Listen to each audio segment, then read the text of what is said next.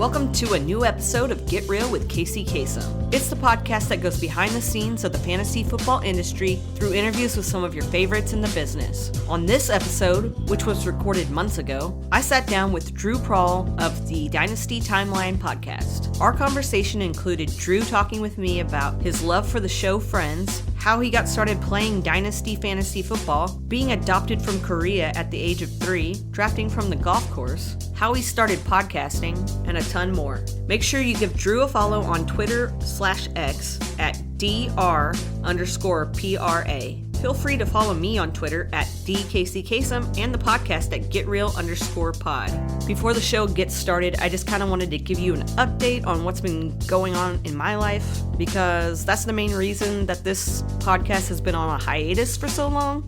Yeah. So first of all, we went to Zimbabwe. That was such an awesome trip. If you ever get the chance to go, you should definitely go because it was a blast. And after that, I decided, well, I had been thinking about it for a while, but I decided I was going to quit my job. So I put my 2 weeks notice in on Friday. Yeah, I plan on focusing on this podcast a ton. I'm also going to be putting out fantasy football content. In fact, I just joined the team over at South Harmon FF, so get ready for a lot of fun there.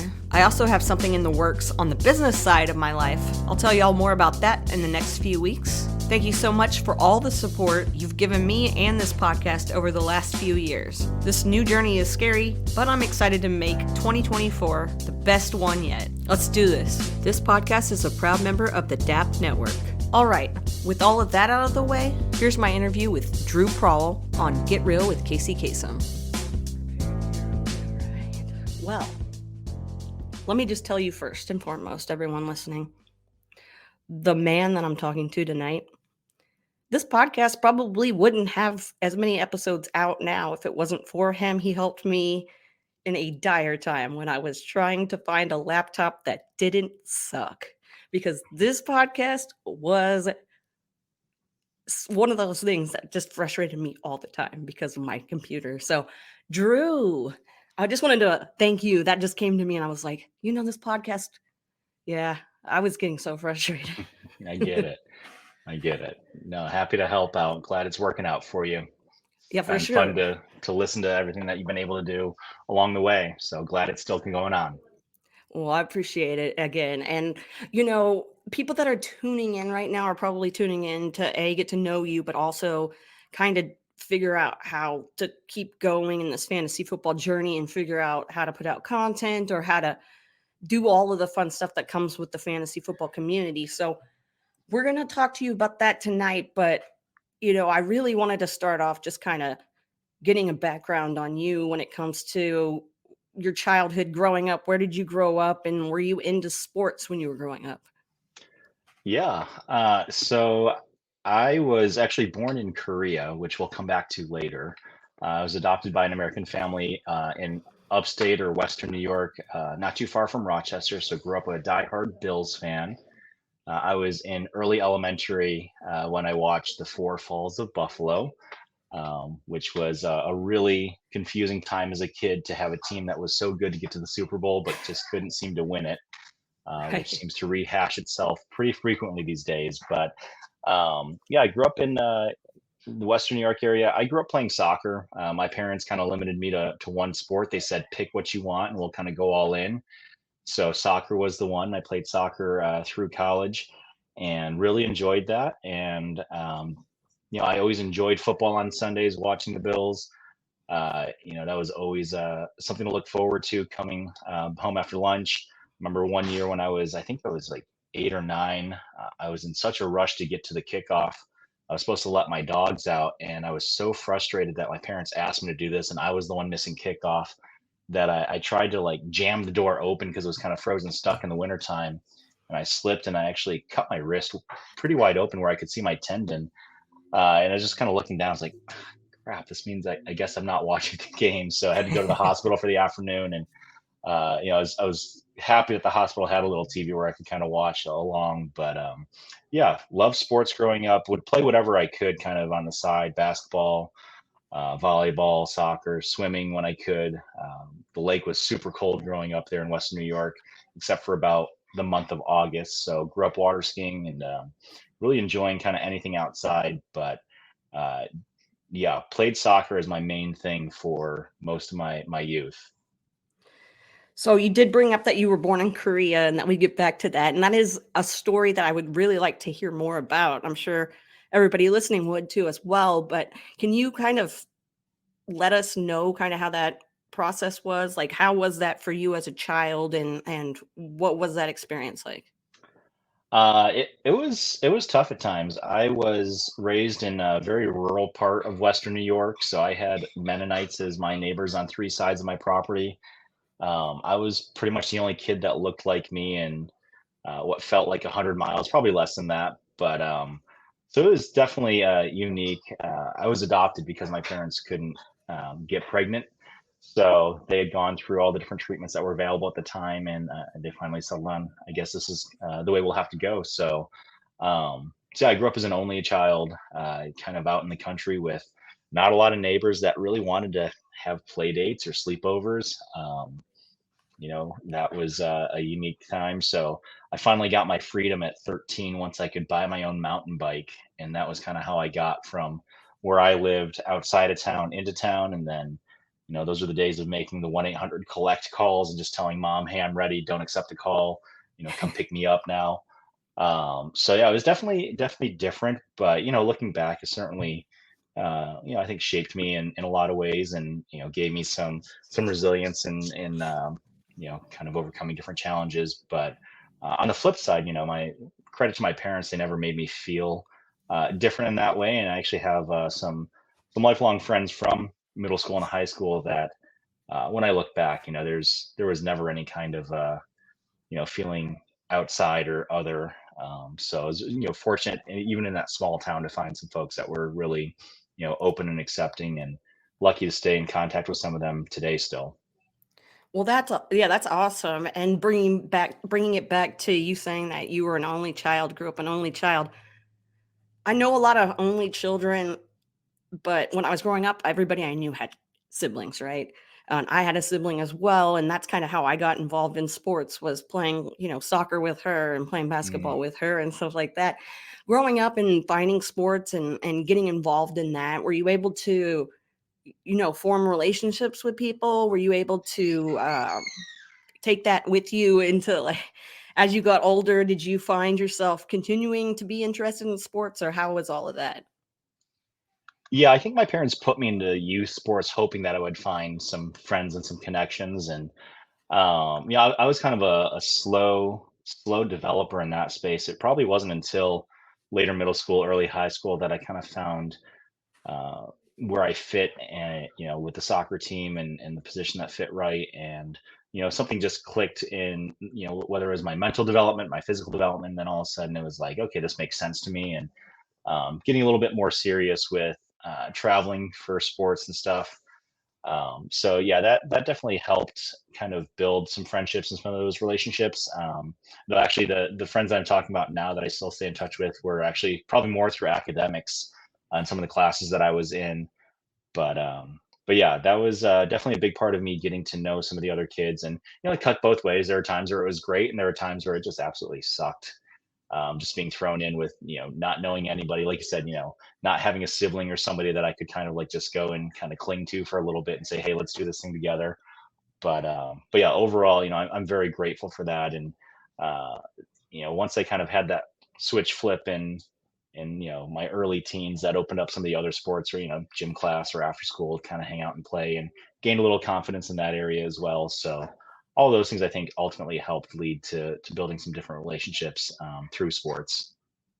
And then how did you stumble across football being something that you were interested in?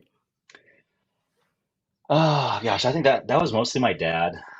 He grew up in Buffalo, so he grew up with, gosh, way back in the day. I think probably the only notable player that I can name at this point that he grew up watching was O.J. Simpson, for better or worse. But um, that was our Sunday tradition is a bowl of popcorn in the afternoon, and Dad had a couple of beers. I got to drink some ginger ale, so it looked like I had something carbonated as well. Right on. And we'd watch them. There weren't very many Monday night games at that point, so it was typically just, it was either 1 o'clock or 4 o'clock was the kickoff time. and we could kind of bank on that. So I remember, he got me into collecting football cards early. So I had a binder of the entire Bills roster for probably a 4 or 5 year stretch from, Kent Hull at center and Pete Metzler at tight end through all the big names that I think a lot of folks remember of, Kelly and Reed and Thurman Thomas. But, they kind of went dormant a little bit. The Bills had a pretty rough patch in the early 2000s, thanks to Tom Brady and the Patriots for, Yeah. a good 15-year span. The AFC East was pretty tough to watch. But then, coming back, I lived in New York City for a little bit and kind of let that go for a while. I was teaching there. I was coaching a couple of sports as a high school teacher. So Sundays really kind of became a work day for me, setting up the week. So I didn't watch a lot, but I came back upstate for a little bit, and a guy at a new job that I had there introduced me to fantasy football, just an old school. It was actually a 2 QB league, which was kind of unique at that point, but standard scoring, no kind of PPR or anything, nothing crazy, no flex positions, just here's your roster and let's see what happens week to week. And then that kind of sparked into getting back and watching a little bit more intently. Of course, wanting to have as many Bills on my team as I could that were relevant. So I had, as much Fred Jackson, CJ Spiller, and Stevie Johnson, those guys. But kind of found my way into some more dynasty, like 1 QB leagues, and before I knew it, I was watching 80% of the games on in the week if I could, and then work was getting pushed off a little bit. So yeah, it kind of snowballed after that. But yeah, really kind of getting back upstate and getting out of the classroom formally gave me a little bit of time back to watch again and really get back into it. In fantasy football, you brought up the 2 QB being kind of different for the time, which that's pretty awesome that you guys went ahead and did that. When you first started playing fantasy football, what was your initial reaction going into it? How did you feel about fantasy football having never played it before? And were there any things that you were kind of concerned about going into Oh, it, or yeah. how did that go? Yeah, I mean, I'm a pretty competitive person by nature. Um, so, certainly wanted to go in feeling as informed as possible and hoping to have as much success as possible, not knowing at all what I was getting into. So I think I bought like 2 or 3 magazines that summer before the draft, and I had a good buddy I went to college with who he helped me study a little bit, gave me some of his opinions, and we actually drafted at his house together. And yeah, I just want to make sure I didn't finish last was kind of my main like outward claim. But deep down, I was certainly hoping I would do well and show, okay, this is a pretty simple game, right? You pick the best players, you do the right thing week to week, and it'll all work out. And yeah, that was a rude introduction to chance and variability and some of these other things that we all know there, I think, are there intellectually, but we still get frustrated by this many years in. Is is that a league that you're still in? I'm not sure if you had It brought that up or is, not, but yeah. yeah. Yep, that's my longest standing. It's a redraft league. I think it's a 10-team league, and I think 5 out of the original 10 that I started with are still in it. We've cycled through a couple of folks, but the commissioner is a good buddy of mine. He started, I think, in 2000, and he still got, I think, 3 of the original guys or 4 of the original guys that he started with are still in it, which is kind of cool. That So is the pretty cool. yeah, the draft each year is kind of funny because you can kind of predict a couple of the guys that'll make some interesting moves, but then get a couple of wild cards in there. And his brother's actually in it. He's been in it for probably the last 10 years or so, and the poor guy's just never caught a good break. And uh, this year he's, I think, leading scorer right now, 12 weeks in, and he's actually poised to make some noise this year. So it'd be exciting to see him. He's stuck with it for all these years, and he's been a good sport about it. But yeah, it's just a fun group of guys that we get to, we got a chat going, and anytime somebody does something that's questionable, we all hear about it. Get a lot of nail biters. It's interesting scoring. So we just went to fraction, like a decimal point scoring this year. So I've actually been a part of a handful of ties over the years, which has been kind of interesting. So yeah, it's just a unique way to go. And yeah, it's one that I plan to hang on to for a while, and I'll stick with it as long as I can. And I love to hear that. I love to hear about these leagues that have been around forever and that they're still going strong. And It's really cool that you guys communicate, have a chat, and are able to do that and kind of it's fun to see. It's fun to see friends like that. When you draft, what's your ideal kind of drafting situation? Like, how do you prepare for a draft? And then going into the draft also, like, what do you like to do during the draft? Do you like to have a beverage and eat, or are you focused completely, or how does it go? So for this league, for this redraft league, I'm primarily dynasty. So this is my one paid redraft league that I stay in, and then I'll do a few of the charity leagues each year if I can manage those as well. But I'm heavily dynasty focused at this point, so I feel like kind of staying in tune with what's going on in that space can help. I think it's easy to get into a dynasty mindset, and then all of a sudden you see a redraft team is all 22, 23-year-old guys, and it's like, maybe that wasn't the right way to Yeah. go, but because I know the guys pretty well, and it's a 10-team league. The last couple of years, I've actually drafted from the golf course. Kind of Oh. it's a bit of a, it's not a slow draft, but it's like 5+ minutes per pick, so you're not just like boom, boom, boom, one after the other. There's usually a few in draft trades as well, and guys are. It used to be all these guys started in Michigan, so they used to get together in person. It used to be a whole afternoon, get a bunch of pizza and stuff.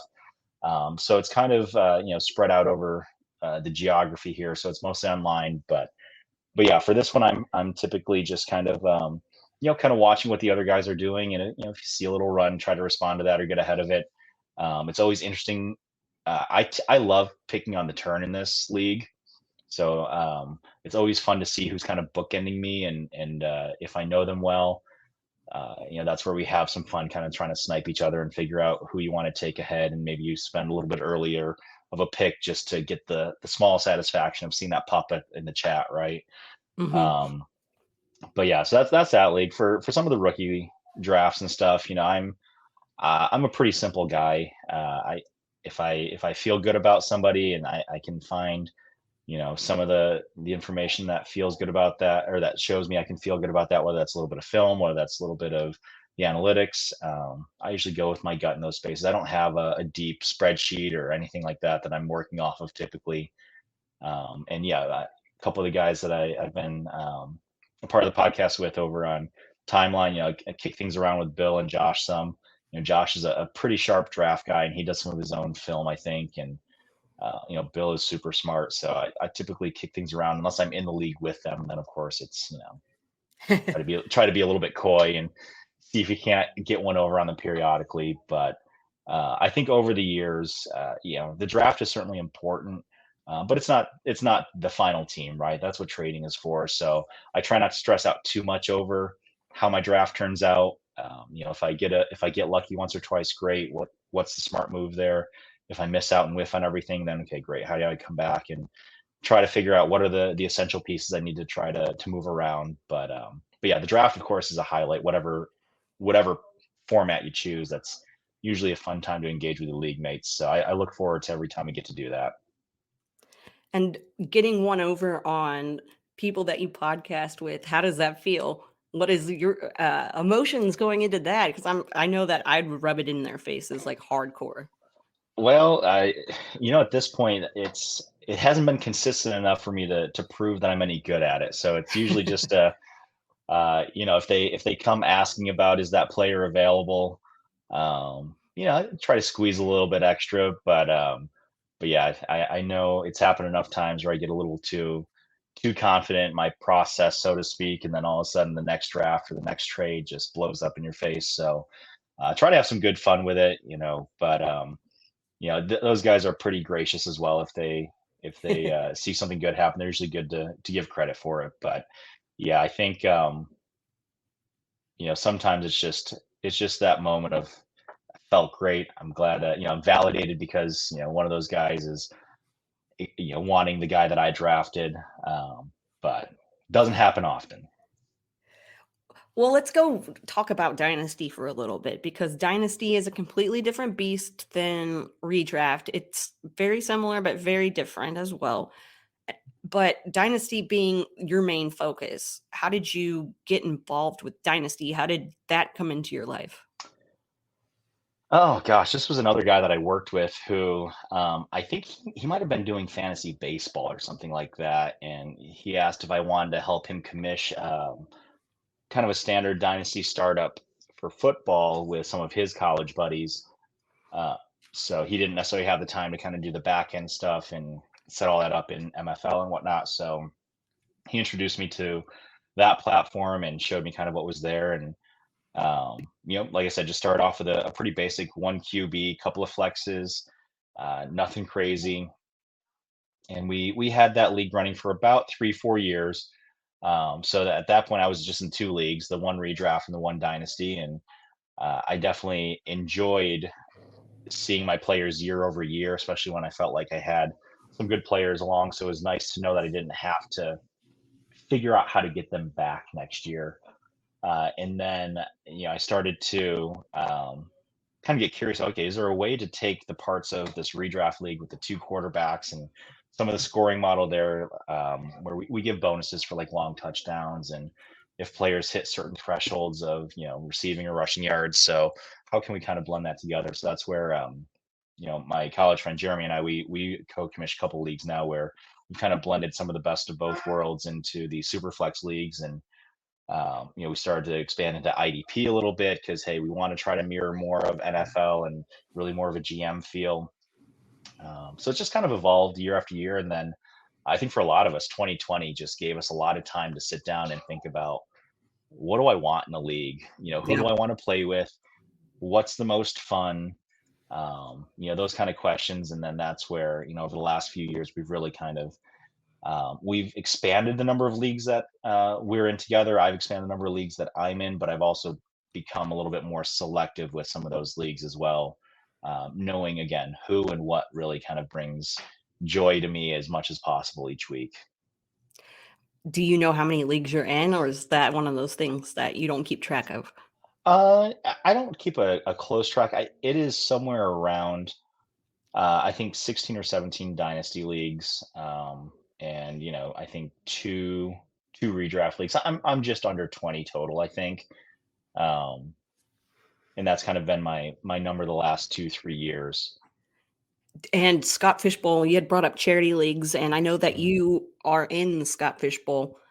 And we're at that point in the season where people are starting to rise to the top and we're going into playoffs and doing all that stuff. How did you end up doing this year so far?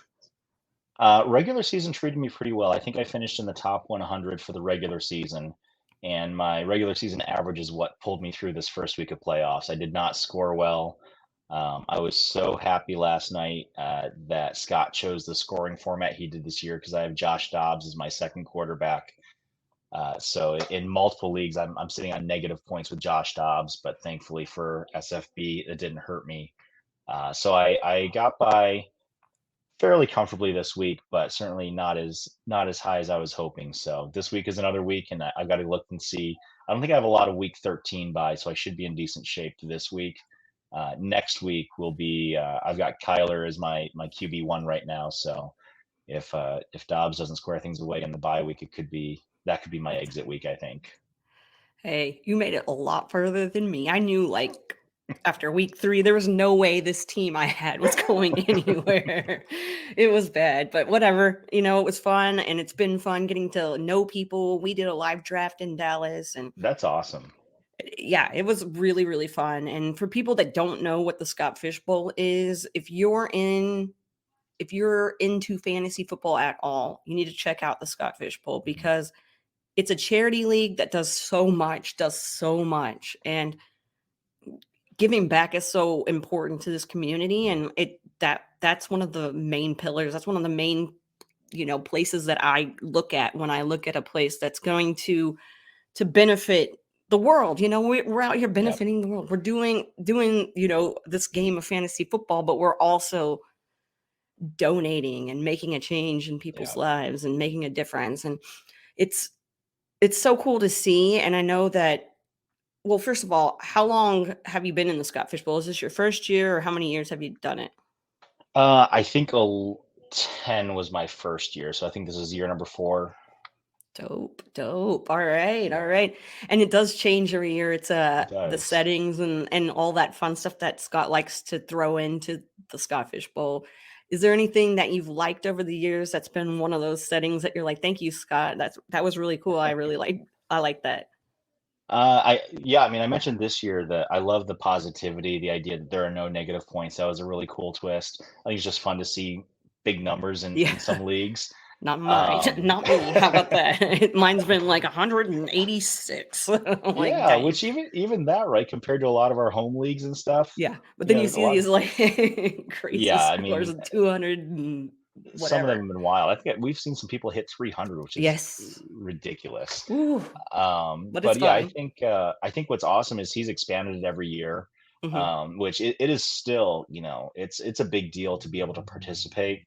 But I love how he's made it so accessible with the different satellites and different ways to enter.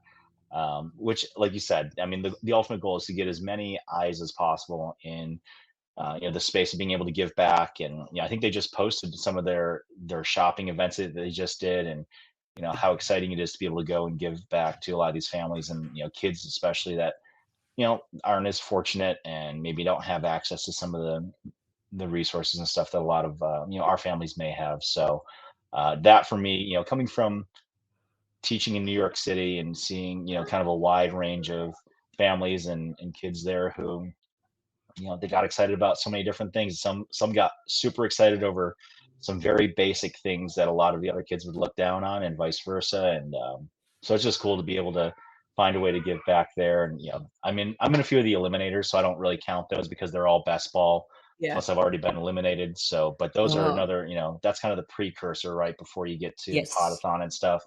So an amazing time there to even initiate some of that donation. I love what John Bosch and Bob Gilchrist and those guys have done, where it's just, hey, donate what you feel like you can. Here's some recommendations, but give what you can where you can, and then hopefully people are, catching on if their work, like my work, gives us a matching donation, Yeah. which is pretty cool. And Fantasy Cares is in our database, so everything that I donate for the eliminators gets doubled by my work, which is awesome. So, but yeah, I think for what Scott's done, I love the expansion that he's done to include more and more people, and it's great to see on I'm still going to call it Twitter, but it's great to see on social media, right? People getting so excited still. That invite, everybody puts a screenshot up, and they get to show how excited they are to be a part of it. And then yeah, I would love to get into a live draft somewhere one of these years. I just haven't committed to driving to one, but I was just in my I picked in the 12 spot, so we have a thread going, and I think this year has been the most active and most fun, really the most encouraging, most supportive chat group that I've been in for SFB in the last few years, which has been really fun to watch. And it's a range of names, right? It's people that you would see and you would recognize their handle immediately, to folks that you look them up and they might have 14 followers, and then half of them are their mom and dad and aunt and uncle, but they're all in this thing together and having fun, and like you said, for a good cause. So it's really quite an accomplishment that they put together. Yeah, the fanfare on Twitter, and I'll call it Twitter as well because that's what it is. The excitement that builds up around Scott Fish Bowl, like you said, the potathon and just doing the live drafts and the eliminators, which I'm actually doing well in. I'm actually doing Nice. well. I've had the top score in the Trade Addicts one for like ever. So let's just keep Wow, that up. Let's just keep that's that up. awesome. Yeah. Yeah, yeah. No big deal. I'm really good at just picking random players and hoping Who's they your hit. who's I don't carrying your know. team there? I honestly don't know. I don't remember the last time I checked my lineup. I just checked That's the awesome. scores and I'm like, yeah, okay, cool. Yeah. I'm not really good at even knowing that who's on any of my dynasty teams. Like like I don't have that guy anymore. I'm pretty sure that guy's still on one of my rosters. And I'm Yeah, like, I guess got to not. go and check Okay. all leagues. All leagues. Yep. Yep. Yep. Yep. Fantasy football, Twitter, fantasy football, just like on the internet in general, and just like the community that's built that I've seen grow and grow and grow year after year. And how did you even find out about fantasy football Twitter? I mean, that's a fun thing to accidentally stumble across. So how did you Yeah. find it? Honestly, probably from I'm looking at some of the guests that you've had and listening to some of your episodes, and a lot of those folks, like in Andy Behrens and Liz Loza, and of course, I was always reading ESPN with Matthew Berry and his love and hate lists and stuff like that. But then as I got into some of the dynasty leagues, initially, and that was your competitive edge. That was, okay, I'm going to go find this person that's putting some content out that maybe has some information. Oh, by the way, this is a beat writer they follow for that team. Interesting. And then you kind of go down that rabbit hole of who is this person following, or who do they have on their list. And then I have to give my father-in-law credit. He found the fantasy timeline. I'm not sure through a league or how he stumbled on it, but he actually was a guest on their podcast early on. So I listened to an episode, started listening to them, and then again, I followed Josh and Bill, and then found out who they were following, which obviously led to so many other people, which ended up compiling to this massive list of people. Now it's like I've got to cycle through periodically to see, okay, are these people still active? Who am I really wanting to go and find now? And I dipped my toe into a couple Devi leagues this year, so now I'm trying to figure out what does that mean. So that's changed the composition of my following list. Yeah, So it's for been a wild ride. Yeah, for sure. I feel like I curate it every time I join a new league. I'm like, okay, I need to figure out who do I need to be following for this set of rules, or for whatever this is, or whatever that is. Okay, Fantasy Timeline. A lot of people probably know you from Fantasy Timeline, but what's the story there? You said that your uncle, is that what you said? Father-in-law. Okay, your father-in-law was on there, and then you listened in, and that's how you kind of found out about it. But how did you actually become a part of it? Yeah, so they opened it up to some of their listeners. I think they probably had a gap or two in some folks that they were trying to get on, and so they opened it up to anybody that was listening. Hey, a few of you want to join, and we can just kind of talk about what's going on. So put my hand up, joined them a couple of times, and this was early in 2020, I think. So then by the summertime, they asked, hey, do you want to come on a little bit more regularly? So it was the three of us for about a year or so. And then, I think Bill has some pretty wild stuff that he does on the side, from trading European football cards.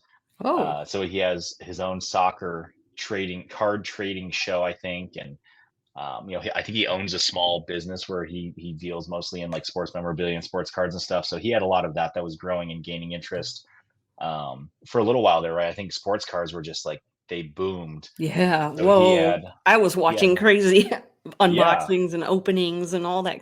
Yeah, I was doing that hardcore.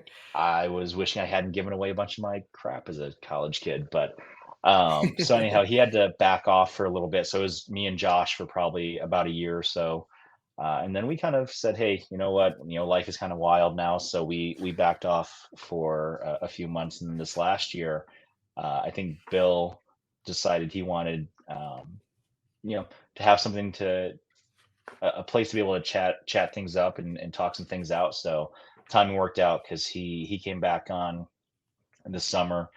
And Josh has kind of he's got some reassignments at work and stuff. So we've kind of gone back and forth, and the three of us, it feels kind of a little bit like a 3-man weave of who's kind of been in and out. But yeah, so those guys were, super welcoming and open to having us join. And we've got a chat with, a listener league that we run. So we're always encouraging anybody that wants to come on. We've had a couple of folks join us and kind of talk through how's the season going, how are they processing some of their league, not only the one we're in, but other leagues that they're in.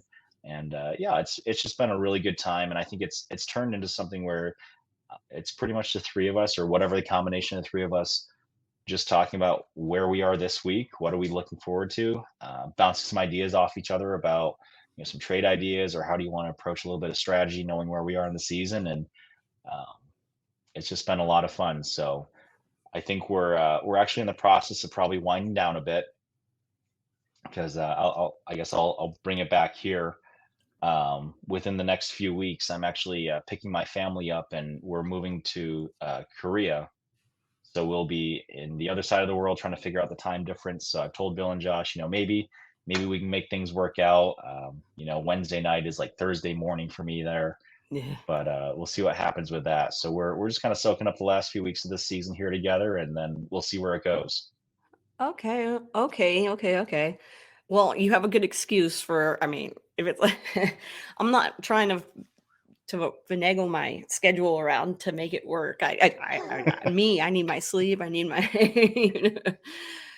Okay, but let's just go back to you actually being on the podcast, because I know you were a listener, so you were kind of already in the know. You already knew kind of how the format was, how they did things, and just from listening, had you had any experience with that kind of thing before going on in podcasting? And how were your emotions going into it when you first started? Do you remember how it was when you first started putting, going out there and actually putting out a podcast? Yeah. On one hand, Josh and Bill were great. They're so friendly and made it so easy. Josh actually kind of steered the majority of the conversation. We had a pretty basic show sheet, so some of that really felt like going back to lesson planning a little bit as a teacher. Like, okay, here's the main bullet points we want to hit. Here's some of the high points we want to take the conversation here. So it was nice the first little while, just kind of follow along, and then I had a turn in shaping a little bit of that and putting it together, as Bill and Josh kind of wove in and out of their space. So yeah, it's a little bit of planning, a little bit of thinking ahead.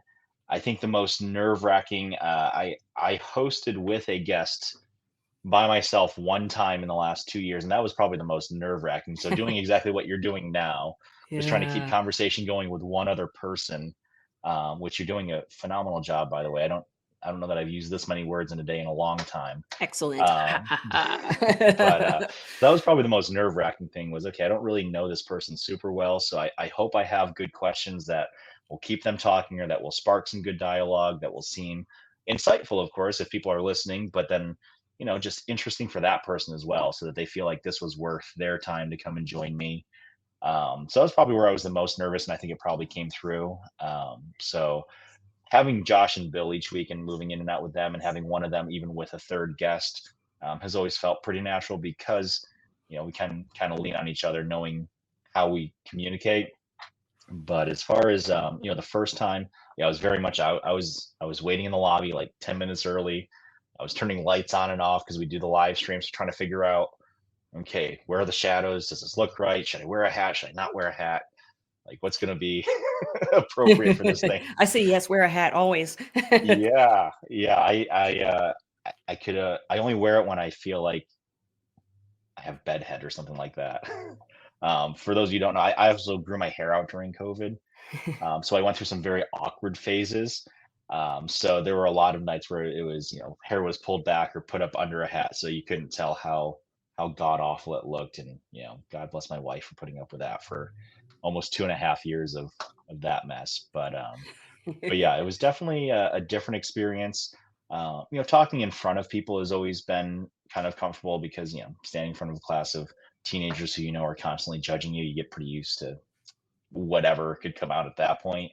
But I think the idea that this was going to be a weekly thing where people were, watching or maybe listening and actually going to do or act on something I might say, and kind of like, I don't know, Yeah. hopefully it doesn't blow back too bad, right?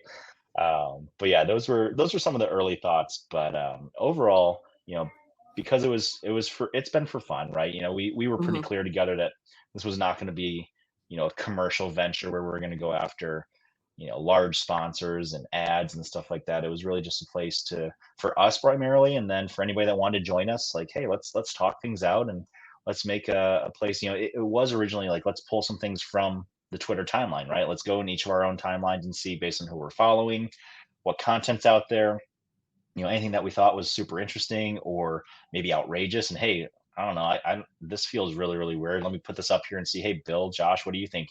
Do you think this is as weird as I think it is, or can you find some sense in it? And we had some good laughs and some really good debate back and forth on whether it was a player, whether it was a situation, whether it was a strategy. But yeah, because it was for us, and then we wanted to hold space for other folks that wanted to be able to kick things around, because not everybody is as large as the fantasy space can feel now.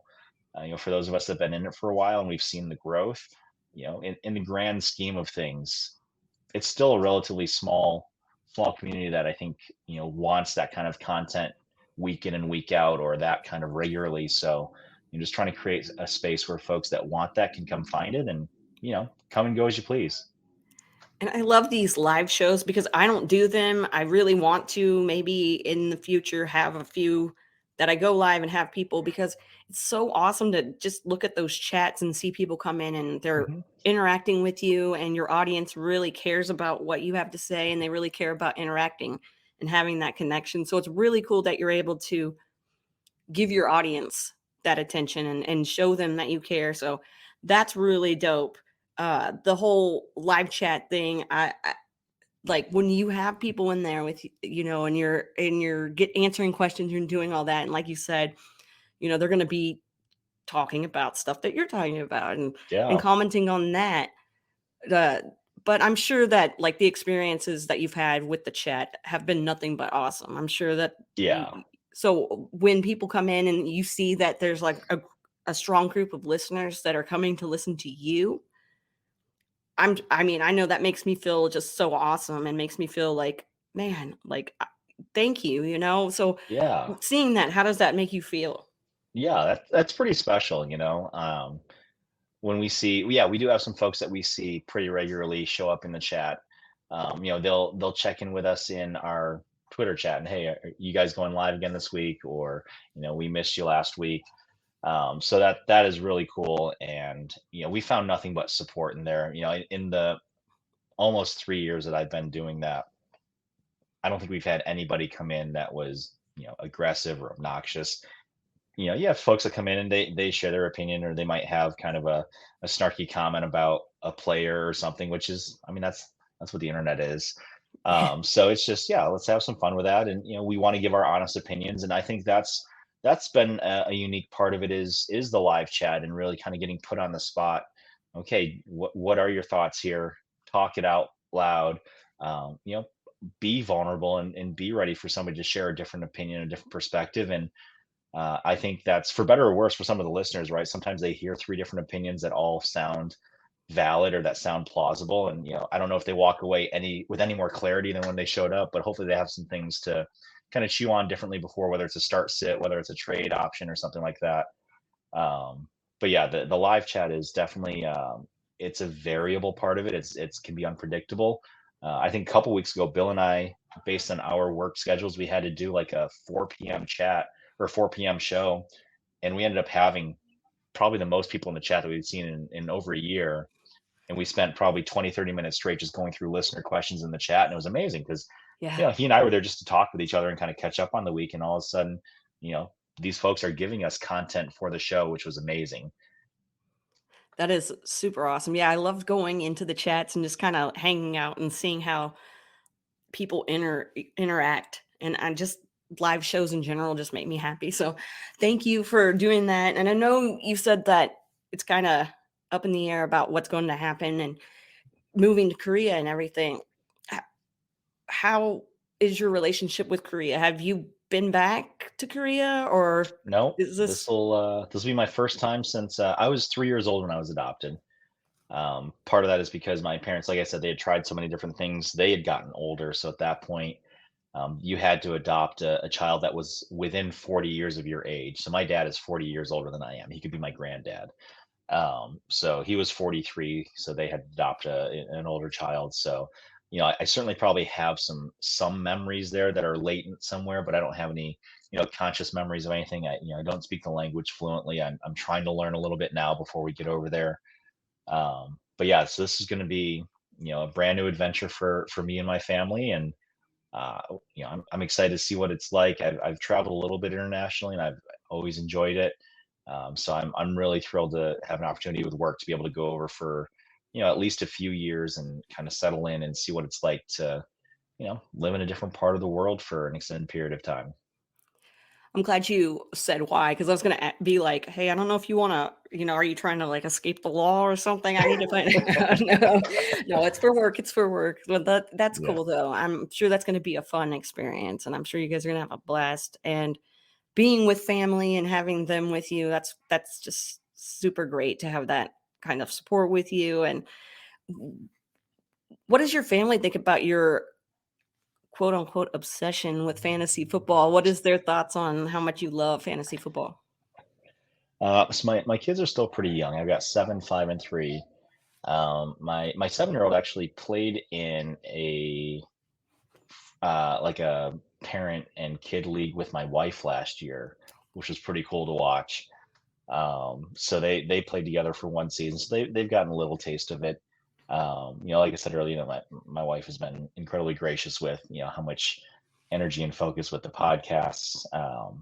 You know, Fortunately, I've developed a little bit better balance, I think, when watching games where, if we can't watch it, I can't watch it. It's not going to change the outcome, right? The score is going to be what it's going to be. So I think a few years ago, it was probably a little obsessive and a little overboard in some of that space, to be honest. But, at this point, I think, she makes room for it, which is awesome. We'll see. I think I would like to think one, two, maybe all three of my boys might get into it at some point. They certainly are starting to pick up on who some of the players are and who some of the teams are. They go and visit my father-in-law who's in multiple leagues and they know who's on his team. So they'll come back. Oh yeah, that's Grampy's player, which is pretty cool. So they're definitely aware of it. And then, yeah, I think it's just one of those things where it's a pretty straightforward hobby. So I can do it wherever I am, which is nice. I can do it no matter what the weather is, which is nice. When I'm not doing this, like I said, I'm usually out on the golf course if the weather is in good shape there. So um, yeah, I've been lucky that it's something that they let me do. Yeah, that you said I could do it anywhere, and I'm like, okay, I'm going to Africa at the end of December, and I'm like, well, here's how I can do it anywhere. Might need to set the lineup at the Yeah, airport. I'm gonna have to yeah, definitely have a homie back at home who's setting my Yeah, lineups for me if that's somebody's out. awesome. But, yeah, so, no, I just wanted to drop that I was going to Africa now. Uh, in case, this podcast doesn't come out for a while after this episode, now then you know where I went. But no, yeah, but I the podcast I've been listening to the podcast for a long time and, known of all you guys for a while and known you for a while, and it's really cool to see that. Have you done anything else besides podcasting? Have you ever done any writing or any other kind of media, or is podcasting kind of your go-to, your choice?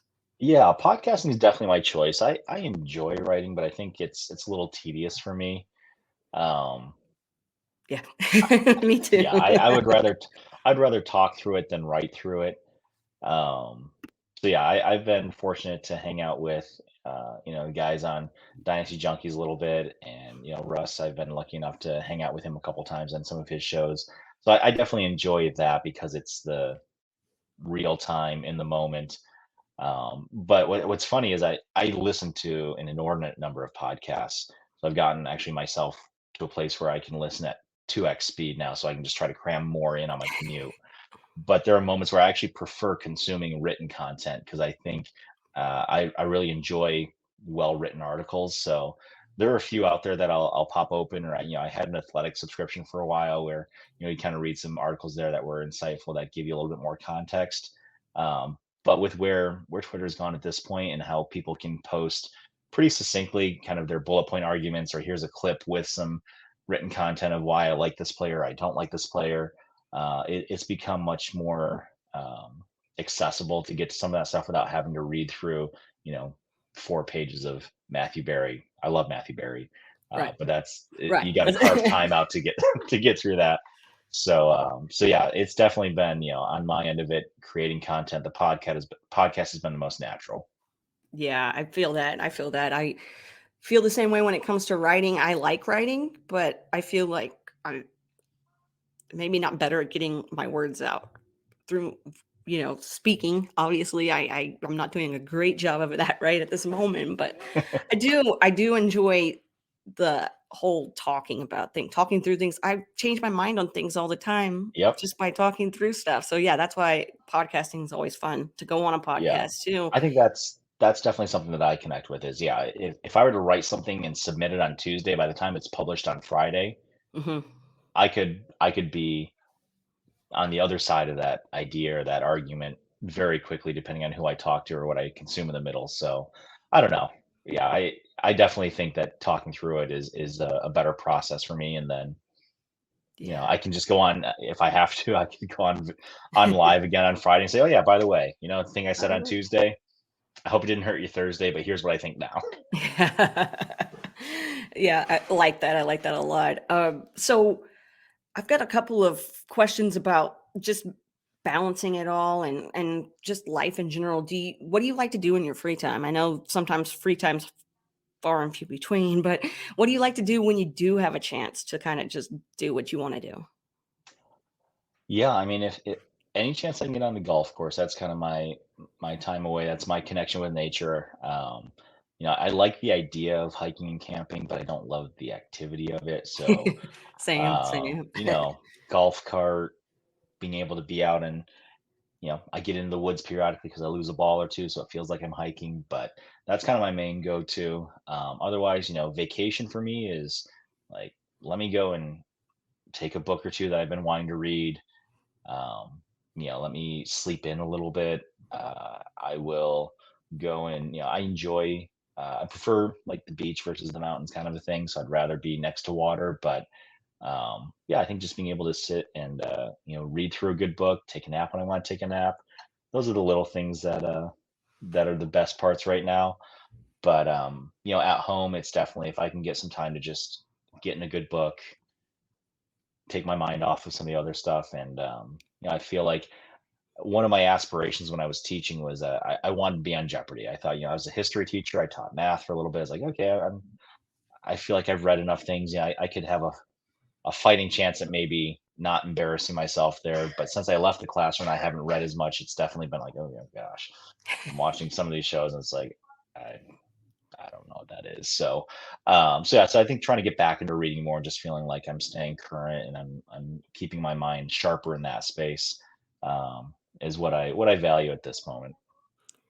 Where is a place that you vacation that you thought was just like super dope? Oh man.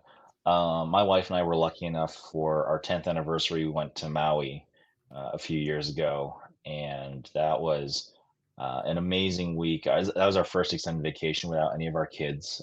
So shout out again to her parents for hanging on to those guys for us. I wish we had had another week.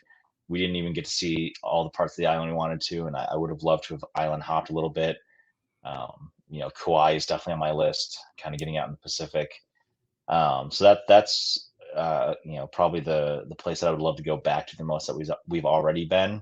And then now that we'll be on the other side of the world, we're compiling our list of where we think we might want to go and check out and hang once we're over there. But yeah, if I could get back to again just that, like, I'm on the beach, I can read, I can take a walk when I want to take a walk, and just really kind of quiet and not touristy. Find the quieter places where it's just a couple of us that maybe wandered down this path and found this waterfall or something like that. That sounds nice. That sounds really It nice. is awesome. Uh, I just had a vacation, but it wasn't really a vacation. I need another one. Let's go. Hmm. Beach sounds nice. Beach sounds nice. Have you read anything good lately? Any books that kind of stand out? Um, so I've been reading a couple. I've been reading a memoir of three generations of Chinese women who went through the turn of the century, the 20th into the 20th century, and they went through kind of the communist revolution and all of that. So that's been really interesting to read and hear some of their experiences. And then most recently, I picked up. I'm a huge Friends fan, so having Matthew Perry pass away last month was that that was a big surprise. Kind of a shock. It felt like he had been after his book came out, like he had kind of been in a better place and so forth. So I finally picked up his book and started reading his memoir a little bit, and then going back and watching episodes here and there, which it's just been the show that we always put on when we don't know what to put on and folding laundry or making dinner. It's just like you don't have to listen to everything to know what's going on and laugh at the jokes and stuff. And it's just one of the first things that my wife and I connected with. She had the old DVD box set, so that would be some of our dates after we got done grading. Is let's just put a disc in. There's 6 episodes a disc. If we get to a place where it tells us to switch discs, we watch too much. So You yeah, so I've ever been watch too reading. much? Yeah, that was before, Netflix would just continue for you. Yeah, right. And then they ask you every now and then, being all snarky, "Are you still watching?" You're Yeah. like, "Calm What down, do you think? bro. What do you Calm think? down, calm down." Friends is one of those shows I feel like people started really watching it again during the pandemic. I feel like there was just a huge boom of, like, all these Yeah. younger people that found it, and Yep. yeah, yeah. Do you have a favorite character from Friends? Oh, that is so tough. Yeah. I I've told Sarah, my wife, this a number of times. I think, like, if I had to know one of the friends in real life as a friend, I think I would pick Joey. I think his heart is always in the right place. For as much as he may mooch or have to borrow money for a long time, he was always the guy that would do whatever he could to help you. Um, so yeah, I think he was one of the, for me and how I am as a person, he would have been, you know, my best friend out of that group. I have a question for you about TV shows. I don't know what your watching personality is like. I don't know what kind of TV Sure. shows you're really into, but if there was a TV show that you could bring back for a reboot, since that's like the hot happening thing, is there a TV show you can think of that you would bring back? Since we're talking about fantasy football, Okay. I think it's time to bring the league back There we go. and update it. Okay. All That right. they had an 8 team whatever format, and it slowly became less about the footballer, but that show, it pulled in some big names and big personalities as guests, and Yeah. some of those folks from that show went on to do some pretty amazing TV and movie work. I would love to see a reboot of the league with a more contemporary, whether it's dynasty, whether it's superflex, whether it's more teams, and kind of get some more minor characters involved and let it string on again. I think that's probably the first one that comes to mind that I would love to see come back again. Yeah, that would be pretty awesome. I like how you were like talking about the different league formats and settings instead of, well, I think this person should be it. This person should. I love that. I love that the focus goes directly towards the draft and the settings. So that's great. Yeah, it's about the league. Exactly. I mean, that's what the titles is. So let's go. Let's get it. So I like that idea. I didn't even think of the league when I was trying to think about this earlier. I was like, I don't even know what show, because they always do such a, for the most part, the reboots aren't the greatest in the world. I just, as Yeah, long as they could do it good and do it justice, that'd be yeah. awesome. That would be awesome. Okay, so what kind of TV shows besides Friends in the league? What are you into TV wise? Are you into any, or movies even? Because I like to ask people. Everybody's into Marvel, so I'm like the only person. But what are you all about? Yeah, I'm not there yet because I don't think my kids have discovered it yet. Um, Shows, my wife and I just powered through. Um, I can't even think of it now. Suits. Oh yeah, we did too. So we just finished that last week, saw the last episode, and it's like, oh gosh, we had 2 episodes left. I'm like, do I just want to kind of let it sit here and Yeah. so I have something to look forward to? But so that was kind of fun. I'm pretty open. I love anything Aaron Sorkin. So like if I had to pick something to watch over and over again, The West Wing is 100%. I could watch that through over and over, as many times you needed. Yeah, I'm pretty. I did the Game of Thrones bit when I was on. Um, yeah, I love some of the stuff that HBO's put out there. The what was it? Silicon Valley was a fun one. If they chose to bring that one back at some point, I could see that being fun, as things have definitely evolved in what is in the tech space. But yeah, I'm pretty eclectic when it comes to that. I probably don't watch a whole lot of like the Hallmark movies and romantic comedy kind of stuff. However, I will tell you, shameless plug here, or guilty pleasure for Christmas. The Family Stone is an annual watch. Oh, it's a good Uh, movie. I love the family dysfunction. I love the mess and how real that movie is. So that is one that my wife and I watch every year at Christmas time, and it's just now it's different because we're the parents and we're looking forward to what will it be like for all of our kids. But when we started watching it together 15 years ago, we were the young adults with the older parents, like, oh my God, what is going on when we get together for the holidays? And My God, your brother is this character and his wife is that character. So yeah, so that's one that we'll watch every year for the foreseeable future. I love it. I love when you can relate to characters and call it Mhm. out. That's totally you. That's totally him. Yep. I love it. I love it. When you watch football, first of all, do you watch football on Sundays and all the other days that it's on now? Do you have time to? And how is watching football with Drew? Uh, when I can, I do. So got a couple of work buddies that will watch some of the primetime games like after work if we can. Um, Monday nights I typically go. There's a little bar near me that does trivia that has some pretty solid wings. So we do Monday night trivia, watch the game. Um, it's I internalize a lot. So like this Sunday night, I was actually driving to Atlanta to go to the embassy to drop off some paperwork for my visa, so I wasn't actually able to watch the Bills and Eagles game.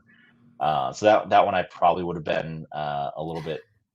I get quiet when I'm tense, so it's probably uncomfortable silence for some of those games.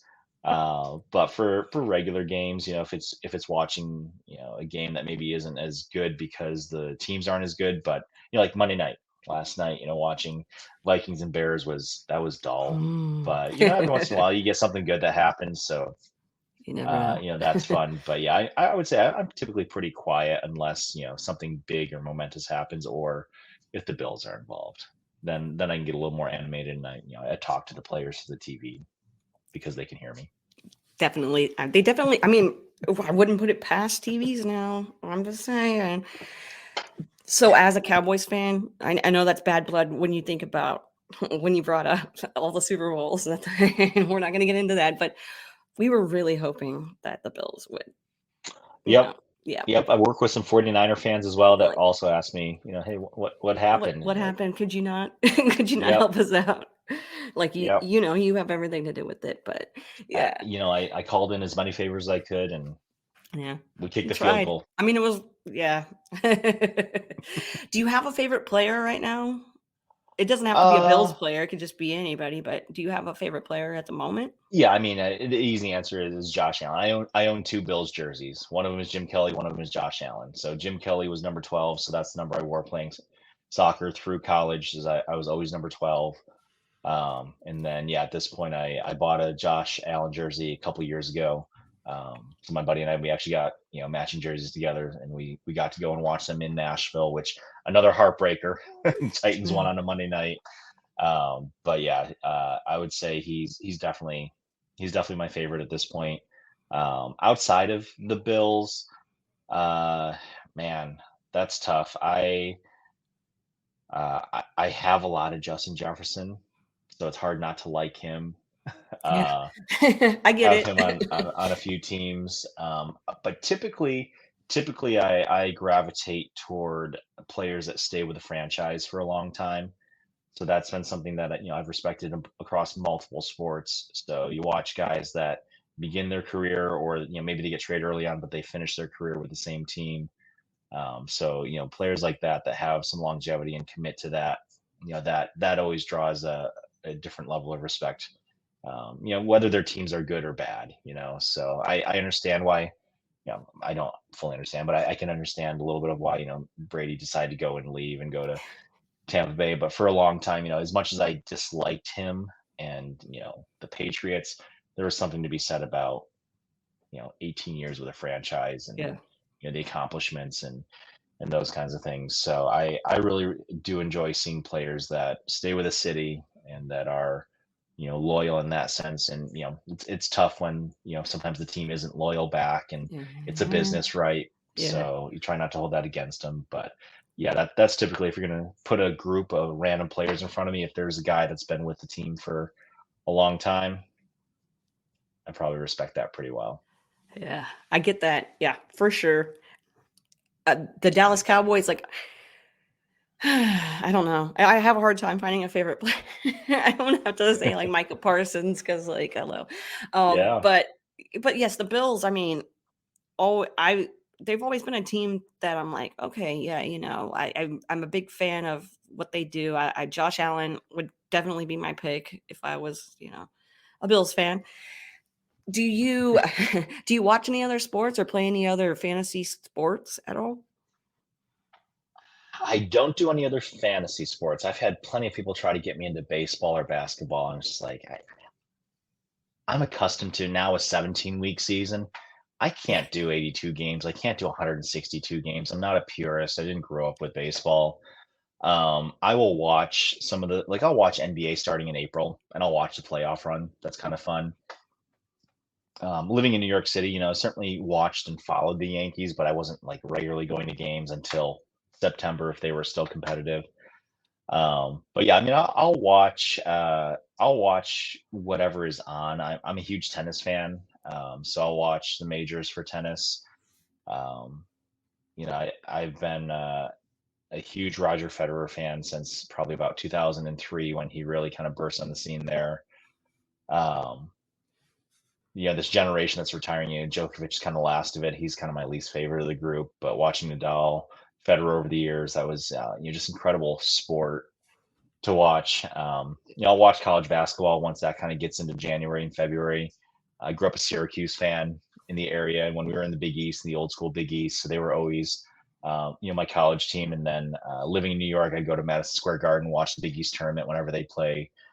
So yeah, so I'll watch some of those things. But as far as like with the regularity and kind of the focus, football is pretty well it. And then World Cup every few years. Nashville finally got an MLS team, so I got to go to a few games this summer, which is exciting. But certainly not a invested in the MLS. I grew up watching European football for the most part, so English football was kind of the main thing when I could watch it. Now that we have streaming and cable and stuff, it's a lot more accessible. So I'll watch that periodically, but the time difference there makes it difficult at times to see their games. Nashville. Okay, so you should have told me about that whole rule that wine doesn't get sold on Thanksgiving in Yeah. Tennessee. We were Mhm. just there, and I was just angry. Yeah. Yeah. Fun story. My first Sunday here in Nashville. Uh, so I knew it was 12 p.m. kickoff because we're in Central Time, which was cool. Love to start earlier. So I'm in Walmart at 11:45, sitting with a 12 pack, and the cashier looks up at me and just says, "Oh, honey, you're gonna have to wait." I'm like, "Well, what am I waiting for?" And said, "You got to wait till noon." I'm like, "I just planned my whole morning, all of my errands to end here, so I have cold drinks to start the day." And then blue No, laws. So should have known. Should have known coming to the South. That there would be some some different regulations around that, but something we've had to definitely adapt to. we I mean, we just now on Sundays are able to sell beer and wine before noon. It used to be noon and now it's 10 a.m. You can go and buy your beer and wine. Wow, Still can't buy liquor, obviously, but you can buy the beer and wine at 10 a.m. So I'll now I take don't it. have to wait. Yeah, because when the Cowboys game's at noon, and the first time I found that out, the Cowboys game was at noon, and I was like, I didn't have time to stop and get alcohol. And they were like, you could have at 10 a.m. is when you could have, and I was Hmm. like, I didn't know. These Yep. rules, these crazy rules. Okay, so I want to go, before we wrap everything up, this is a podcast that helps people out who are they're looking to become a part of the fantasy football space and be a content creator, putting out, podcast or YouTube or whatever. There's a million things, writing even. Obviously, we talked about that earlier. But do you have any advice for people who are getting into podcasting that maybe don't know where to start or are just kind of concerned that maybe they don't have the right equipment? They don't know, like you were talking about lighting and everything. Do you have any advice for people that are just starting out or just kind of want to tweak their stuff a little bit to make it a little bit more boom? I mean, I guess the most basic advice is reach out. Try it. It is the technology you need to get started is pretty minimal, so the barrier to entry is pretty low. Um, I don't People can't see me, but I'm sitting here with a pair of AirPods in. For a long time, I had the $19 headphones that Apple sells that I plugged into the back of my computer, and from what I can tell, it did fine. The lighting thing, if you're on a live stream or you're recording, then sure, you don't want to have, a really dark space, but there's plenty of stuff out there now that you can get that will give you what you need. You can attach to your computer. You can put, right now I've got 2 lamps with soft white lights next to me. So it's like, how high tech do you really need to be here? Right. Um, I'll also throw out, on the written side, my father-in-law, he wrote an article early this year, I think about Trey Lance right after he got traded. He sent it over to Ryan McDowell and DLF, and they published it. Wow. So he put together an article. He asked me to read over it a couple times, and I think he actually sent it over to him before I even gave him any of my feedback. And lo and behold, a day and a half later, he's sending us the URL from the site, and they put it up there, which is pretty awesome. So Yeah. I think just put something together. Certainly do your best work on it, and try to edit it, make sure it doesn't have typos and things like that. So if you have somebody in your community that will give you some of that feedback in a little bit of time, but at the end of the day, just try.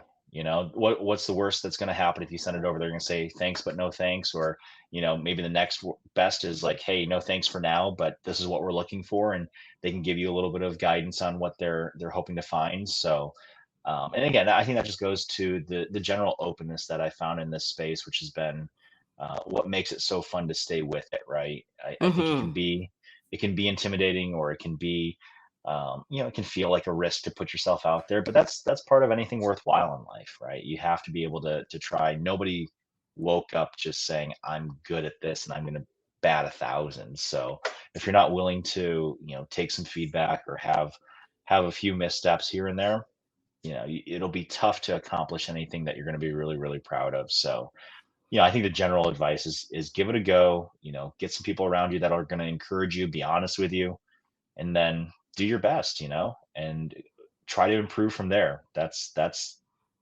what you do at your job. Hopefully that's what you do, with your family. There are plenty of days where it's like, gosh, I wish I could push rewind on my day with my kids and be a better dad today. And so, okay, great. Tomorrow's my next chance. So Yeah, what are you that's going to good do with it? advice. Exactly. There's always tomorrow. Tomorrow's a new day, and I like that advice a lot. So, Drew, it's been so awesome getting to know you, kind of, know of you because of DAP Network, know of you because, hello, we're in the space together, and we've talked, and but getting to really know people is always fun for me. So it's really cool to get to know you. For everybody that isn't already following you or isn't already invested in your content, can you go ahead and just let everybody know one more time, who exactly are you? Give them your name, give them your Twitter. I like to say Twitter. Give them your Twitter, give them where they can find your podcast, etc., etc. Yeah. So I'm Drew, at dr_pra. I get given a hard time because I use the first 2 letters of my name. I am not a doctor, even though that's what people think Yes. at times. Actually, fun story. I showed up to a golf course and I reserved it with my email address that starts with Dr. Prawel, and the guy at the desk just greeted me, "Good afternoon, doctor. Hope you enjoy your round." I didn't correct him. Happened again the next week. So at that point, I'm committed. So I'm hoping that nobody has a heart attack on the 4th hole, because if they call me, I'm going to tell them it's a PhD, it's not an MD. But yeah, at That's dr_pra. awesome. We're at the Fantasy Timeline. We record typically on Wednesdays, sometimes in the afternoon, sometimes in the evening. We're on YouTube as well, where you can go and see old shows if you want to see them. But of course, you can download the podcast wherever you get your podcasts, whether it's Apple, Spotify. I use a service called Overcast, which lets me really kind of fine tune what my listening experiences is, which is kind of cool. But otherwise, yeah, you can send me a DM. You can mention me somewhere. I certainly don't mind to, if you have something you want me to read beforehand, I would love to read and share. That's half what I did when I was teaching, so I don't mind to do that if I have the time there. So, but otherwise, yeah, Bill and Josh are on there with me, and you can catch us. Like I said, most Wednesdays will be live at some point during the day. Awesome.